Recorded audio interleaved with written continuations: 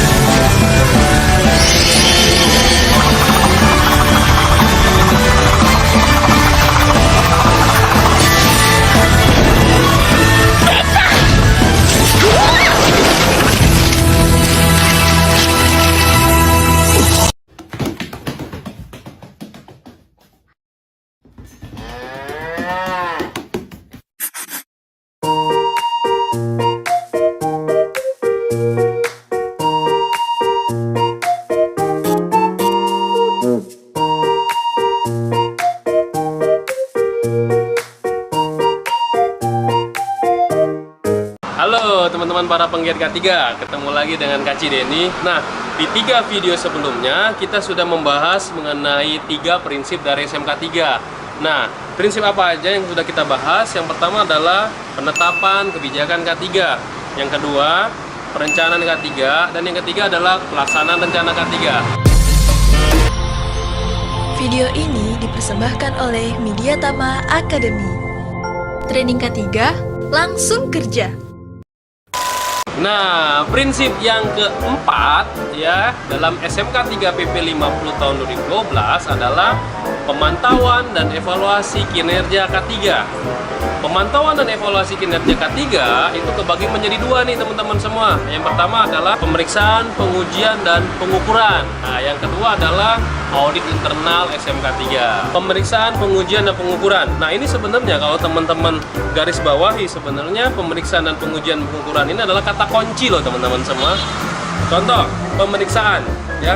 Setiap perusahaan yang menjalankan SMK 3 wajib melakukan pemeriksaan. Apa itu? Contoh misalkan setiap rekrut karyawan ya wajib melakukan medical check up MCU, atau setiap tempat kerja wajib diperiksa melalui apa? Inspeksi K3. Nah, itu adalah pemeriksaan. Yang kedua, pengujian. Nah, pengujian ini juga kata kunci nih. Apa yang diuji? Ya, semua alat-alat berat dan alat-alat produksi yang dipakai oleh perusahaan, ya. Sehingga perusahaan yang dikenal dengan istilah uji riksa, ya. Yang diwajibkan adalah setiap setahun sekali, ya, alat-alat angkat angkut, alat produksi, instalasi listrik dan lain sebagainya wajib diuji riksa, apalagi alat tersebut belum ada sertifikatnya ya, yang dikenal dengan istilah SILO, surat izin layak operasi. Oke. Nah, untuk yang berikutnya adalah pengukuran. Apa yang diukur nih teman-teman semua? Yang diukur adalah lingkungan kerja ya. Lingkungan kerja harus diukur sedemikian rupa sehingga apa? Tidak melebihi nilai ambang batas yang diatur dalam sini nih ya, Permenaker nomor 5 tahun 2018 ya. Yang diatur ada 5 nih, 5 bahaya fisika, kimia, biologis, ergonomis, dan psikologis. Itu ya teman-teman semua yang harus dilakukan pengukuran terhadap nilai ambang batas sebuah perusahaan. Contoh misalkan perusahaan ada di area produksinya ada mengeluarkan emisi gas. Nah, emisi gasnya harus dicek. Ada cahaya redup atau cahaya tempat kerja atau cahaya di gudang, itu juga harus diukur. Misalkan NAB-nya tidak boleh kurang dari sekian lux. Nah, itu cahaya ya, misalkan 300 lux untuk tempat kerja.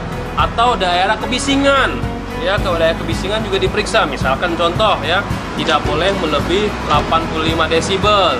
Itu adalah contoh-contoh pemeriksaan atau pengukuran untuk nilai ambang batas yang ada di dalam prinsip yang keempat, poin A ya, pemeriksaan, pengujian, dan pengukuran. Oke.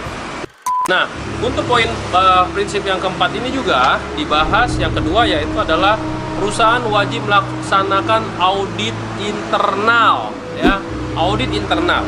Nah, audit internal kalau kita tanyakan nih ya kepada perusahaan, biasanya dijawab audit internal dilaksanakan setiap kapan? Ya, biasanya dijawab, oh kita setahun sekali, ada yang 2 tahun sekali, ya kan? Padahal di dalam PP 50 tahun 2012 ya, tidak menyebutkan berapa lama audit internal dilakukan. Kenapa? Karena ada situasi-situasi atau potensi-potensi bahaya yang tidak bisa kita ukur menggunakan waktu. Contoh, dalam audit internal itu dilakukan 1 tahun nih, ya, dilakukannya di bulan Agustus, ya. Ternyata ya ada proyek di pengembangan pabrik misalkan dari bulan Januari sampai bulan April. Kalau hanya difokuskan di bulan Agustus, ya, Januari sampai April tadi tidak diaudit, artinya apa? Proyek tersebut lewat. Nah, di PP 50 disebutkan kalau audit internal dilaksanakan berdasarkan tinjauan ulang sebelumnya dan berdasarkan jenis atau potensi bahaya yang ada di tempat kerja. Nah, jadi teman-teman semua, untuk prinsip yang keempat, ya, kalau perusahaan menjalankan SMK 3, yang pertama perusahaan harus melaksanakan pemeriksaan, melaksanakan pengujian, melaksanakan pengukuran, ya, dan terakhir adalah melakukan audit internal, ya. Nah, satu lagi nih teman-teman, audit internal pun ya ini sesuai dengan PP 50 tahun 2012 ya, itu diwajibkan hanya untuk perusahaan yang mengambil kategori tingkat lanjutan, ya. Jadi kalau teman-teman ngambil tingkat awal dan transisi di PP 50 tidak diwajibkan. Jadi hanya diwajibkan pemeriksaan, pengujian, dan pengukuran.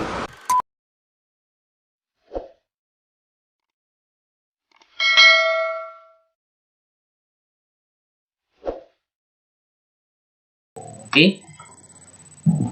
Kenapa ini dimasukkan ke dalam KPI gitu ya? Sebenarnya untuk monitoring dan tindak lanjut KK ini bisa dimasukkan sebagai KPI atau juga bisa dimasukkan dalam indikator mutu gitu. Oke. Kenapa? Karena memang ini penting gitu teman-teman. Gitu. Sebelumnya kita masuk dulu ke dalam definisi operasionalnya ya. Oke, dalam definisi operasionalnya ini adalah diukur dari on time laporan kecelakaan kerja. Oke. Laporan awal 2000 apa nih? Laporan awal di laporan awal pada hari H dan laporan lengkap 2 kali 24 jam setelah kejadian dan dilakukan monitoring terhadap tindak lanjut. Apabila dalam bulan berjalan tidak ada kecelakaan kerja, maka yang diukur adalah on time penyelesaian temuan di masing-masing area jika ada. Oke, atau temuan dari audit internal atau eksternal, atau temuan scoring atau temuan manajemen. Gitu. Ini intinya tuh di sini teman-teman. Jadi kalau kita masukkan ini ke dalam indikator mutu atau KPI individu, sebenarnya ini gampang banget gitu teman-teman. Gitu. Karena memang ini pekerjaan sehari-hari. Jadi untuk monitor tindak lanjut kecelakaan kerja, bila ada kecelakaan kerja, silakan teman-teman lakukan investigasi. Jadi kalau di rumah sakit kan ada investigasi sederhana dan investigasi lengkap gitu. Investigasi sederhana biasanya 1 kali 24 jam dan investigasi lengkapnya ini berbeda-beda ya. Ada yang 2 kali 24 jam, ada yang 3 kali 24 jam gitu. Oke. Nah, inilah yang dimaksud gitu. Jadi sebenarnya yang diukur itu adalah bagaimana on time pelaporannya. Jika ada insiden, maka dalam 1 kali 24 jam laporan awalnya atau investigasi sederhananya itu sudah jadi dan sudah diserahkan ke PIC resikonya. Misalnya insiden ketiga, ya pasti PIC resikonya adalah tim K3S gitu. Dan yang kedua, laporan lengkapnya sudah diinvestigasi secara lengkap dan diberikan kepada PIC resikonya, yaitu K3S. Misal di hari Senin ada insiden tertusuk benda tajam, maka di hari 1 kali 24 jam ada hari Senin jam 9 pagi ada insiden tertusuk benda tajam, maka maksimal 9 pagi hari Selasa atau esok harinya itu laporan awal investigasi sederhana sudah masuk ke K3 RS. Oke, termasuk. Oke, tercapai. Lalu hari Rabu maksimal jam 9-nya itu laporan investigasinya sudah lengkap dan diserahkan juga ke K3 RS. Maka monitoring ini sudah tercapai gitu. Mudah kan? Gitu. Jadi ini adalah salah satu proses pengelolaan insiden kecelakaan kerja ya, agar bisa cepat ditemukan penyebabnya, dilakukan tindak lanjutnya, dan dilakukan penyesuaian dari ketidaksesuaian yang terjadi gitu. Karena semakin cepat respon yang diberikan semakin bagus gitu. Semakin cepat korban kita tangani itu semakin bagus. Makanya ini perlu sekali teman-teman masukkan ke dalam KPI ataupun indikator mutu dari K3 RS gitu. Lalu bagaimana jika dalam 1 bulan tidak ditemukan kecelakaan kerja? Nah ini ada.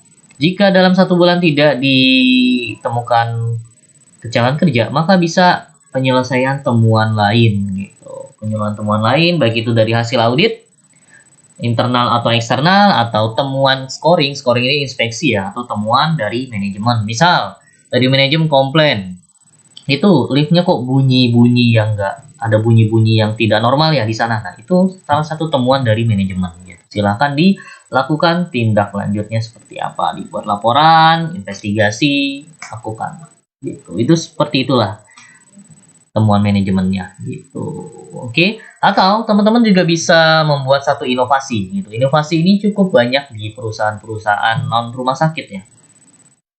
Bahkan pernah menjadikan ini KPI individu di perusahaan tersebut. Namanya itu adalah stop card, teman-teman. Bentuknya itu kayak gini, stop card ya. Jadi stop card ini adalah suatu kartu yang disebarkan ke seluruh karyawan untuk diisi oleh mereka bila menemukan unsafe act atau perilaku tidak aman dan unsafe condition. Oke. Jadi ini tidak hanya orang K3 yang melaksanakan, tapi seluruh karyawan, teman-teman. Gitu. Ini namanya stop card. Di beberapa tempat tuh namanya ada unsafe act card gitu. Banyak sih, tapi biasanya namanya stop card ya. Dan ini sudah kalau nggak salah dipatenkan namanya. Ada kartunya yang bernama stop card, sudah paten namanya. Karena ini salah satu inovasi di suatu perusahaan. Gitu. Nah, stop card ini terbilang bagus ya. Kenapa? Karena ini memberdayakan karyawan gitu. Agar dia lebih peka, agar dia lebih sadar dengan lingkungannya masing-masing, lingkungan kerjanya masing-masing. Kenapa? Karena penyebab kecelakaan kerja itu kan hanya ada 2 ya, unsafe act dan unsafe condition. Makanya maksud dan tujuan dari stop card ini adalah untuk meminimalisir unsafe act yang terjadi, meminimalisir unsafe condition yang terjadi. Gitu. Nah, bentuknya itu kartunya seperti ini. Nama observer ini adalah nama staffnya ya. Misalnya di sini adalah si Arif. Oke. Dari mana dia? Dari misal saya ada di bagian umum. Oke. Tanggal temuannya misal tanggal 26/2/2023. Tipe temuannya apa nih? Nah, ini tipe temuan ini bisa bisa diedit karena ini bentuknya masih project dan non project. Bisa di sini adalah RS, atau juga di sini adalah outsource. Bisa dimodif seperti ini. Jadi temuannya itu adalah yang berkaitan dengan RS. Ini juga bisa diubah fasilitas non fasilitas, bebas. Lokasi temuannya di mana gitu. Misalnya ada di di gudang umum. Oke. Gudang logistik umum ya namanya. Logistik umum. Departemen yang terjadi temuan itu adalah logistik umum. Oke. Ternyata jenis bahaya yang ditemukan itu adalah unsafe condition. Kenapa? Karena misalnya tuh di sini yang saya temukan itu adalah CCTV gudang mati semua. Gitu. Oke dong. Unsafe condition dong, karena berpotensi terjadi masalah gitu. Nah, lalu di form ini tidak hanya melaporkan kejadian saja, tapi juga si pelapor itu diminta melakukan tindak lanjut langsung gitu. Jadi tidak hanya dia melaporkan lapor gitu, tapi dia juga wajib melaksanakan tindak lanjut secara langsung. Yaitu apa aja? Memberi saran, merencanakan, melaporkan, memasang, penggunaan APD, menghentikan, lain-lain gitu. Misalnya saya ini bagian ketiga ya teman-teman. Nah, bagian ketiga, saya waktu itu ke logistik umum menemukan CCTV di gudang logistik umum itu mati semua. Gitu. Tindakan yang saya lakukan di situ adalah memberi saran. Oke. Lalu melaporkan langsung ke divisi terkait gitu. Oke. Saya langsung memberi saran kepada PJ gudangnya agar segera membetulkan CCTV di sini gitu. Dan saya juga melaporkan ke divisi IPSRS ataupun IT selaku penanggung jawab CCTV di rumah sakit saya untuk mengecek kenapa CCTV di seluruh gudang itu mati semua. Itulah yang saya lakukan. Oke. Lalu nanti di sini ada tanda tangan, saya tanda tangan. Di sini tanda tangan dan di sini adalah tanda tangan PJ gudangnya. Kalau saya mengetahui kalau saya sudah melakukan pelaporan ini gitu. Oke. Nah, ini tindakan perbaikannya diisi oleh kita.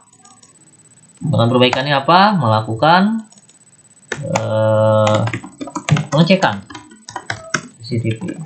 Permanennya sudah adalah melakukan perbaikan bila rusak. Ya dong. Bila rusak. Due date-nya, nah ini langsung dimasukkan karena ini sifatnya penting. Silakan maksimal tuh biasanya 3 hari lah ya, atau 27 aja, 20.02.2023. Ini target harus tercapainya seperti apa? Nah, statusnya sekarang gimana? Masih open karena masih belum ada tindak lanjut. Oke. Lalu di sini tanda tangan lagi dan di sini tanda tangan lagi. Oke. Nah, inilah maksudnya stop card itu seperti ini teman-teman.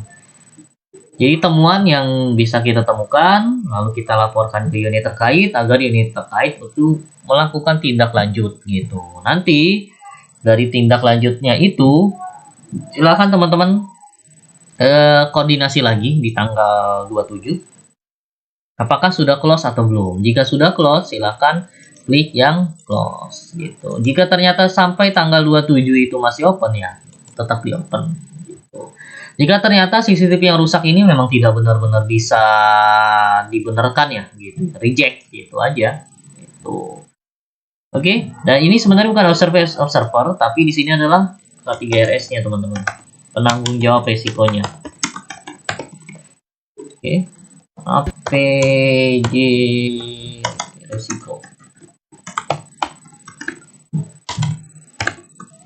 Nah, sini adalah observersnya. Jadi setelah ini sudah jadi semua, silakan lakukan tanda tangan dan serahkan form ini ke K3RS gitu. Ini karena saya selaku saya sendiri, ya udah saya bawa aja form ini. Tapi kalau orang lain silakan laporkan ke K3RS gitu. Nanti K3RS akan melakukan bantuan untuk melakukan follow up mengenai insiden ini. Biasanya koordinasi dengan kepala gudang, koordinasi dengan kepala bidang umum, selaku pemimpin, koordinasi dengan wadirnya gitu agar segera dilakukan pengecekan dan perbaikan sehingga temuan ini segera close dalam 1x24 jam. Itu aja sih. Nah, kalau teman-teman melaporkan ini sebenarnya laporan 1x24 jam ini yang dimaksud, bukan laporan tindak lanjutnya gitu. Karena tindak lanjut dalam suatu insiden itu bisa membutuhkan waktu yang tidak sebentar ya gitu. Makanya dalam melakukan pengukuran ini, KPI yang nomor 5 ini ya cukup laporan itu diberikan dalam 1x24 jam saja. Gitu. Ketika itu laporannya sudah diberikan dalam kurun waktu tersebut, maka sudah terpenuhi. Gitu. Misal dalam 1 bulan ada 1 insiden dan 3 temuan stop card gitu. Dan dari 4 totalnya 4 ya. Dari 1 insiden 3 total stop card tersebut, 4-4-nya sudah ditindaklanjuti, dilaporkan dalam 1x24 jam. Maka ya udah berarti tercapai semua gitu. Gitu aja sih, simple. Jadi teman-teman yang masih bingung dengan apa sih indikator K3 yang bagus ya, atau yang mudah gitu ya. Ini sebenarnya cukup mudah. 5 ini tuh cukup mudah gitu. Teman-teman bisa melakukan pemenuhan regulasi maupun monitoring tindak lanjut dari kecelakaan kerja gitu. Kalau teman-teman hanya memasukkan poin kecelakaan kerja saja boleh ya boleh gitu. Jadi jika tidak ada kecelakaan kerja dalam 1 bulan ya bisa dianggap itu 100 gitu, 100% itu juga tidak masalah gitu. Itu aja sih sebenarnya, simpel ya. Tuh, yang penting teman-teman tuh kalau punya inovasi siapkan dulu kertas kerjanya agar lebih gampang. Nah, ini namanya stop card. Bagi teman-teman yang membutuhkan inovasi gitu, inovasi di tahun ini, teman-teman bisa buat inovasi stop card ini. Jadi jangan hanya orang K3 yang melakukan scoring atau inspeksi, tapi berdayakan seluruh karyawan untuk melakukan stop card atau inspeksinya masing-masing gitu. Di perusahaan yang menerapkan stop card ini karyawannya berlomba-lomba teman-teman. Kenapa? Karena memang ini dimasukkan ke dalam KPI individu gitu. Semakin banyak dia melaporkan stop card, maka semakin bagus dia gitu. Karena orang tersebut secara langsung dan tidak langsung berperan dalam pencegahan dan penanggulangan kecelakaan kerja di tempat kerja gitu. Bagus ya, inovasinya tuh saya kira ini cukup oke lah gitu. Dan bila rumah sakit itu menerapkan hal ini juga pasti akan bagus banget gitu. Karena biasanya rumah sakit kan hanya K3 sentris ya yang melakukan, ya paling ronde lingkungan, inspeksi K3RS, hanya orang itu aja yang melakukan, tapi jarang yang melakukan pemberdayaan seperti ini, pemberdayaan karyawannya gitu. Semakin banyak unsafe act ditemukan, semakin banyak unsafe kondisi yang ditemukan, dan semakin sering itu ditindaklanjuti, maka semakin kecil pula kemungkinan terjadi kecelakaan kerja. Itulah inti dari stop card kita. Dan itu juga adalah inti dari monitoring dan tindak lanjut temuan sesuai prosedur. Intinya adalah untuk penurunan angka insiden setiap tahunnya. Oke, jelas ya? Mungkin dari saya sekian, terima kasih, selamat sore, assalamualaikum warahmatullahi wabarakatuh.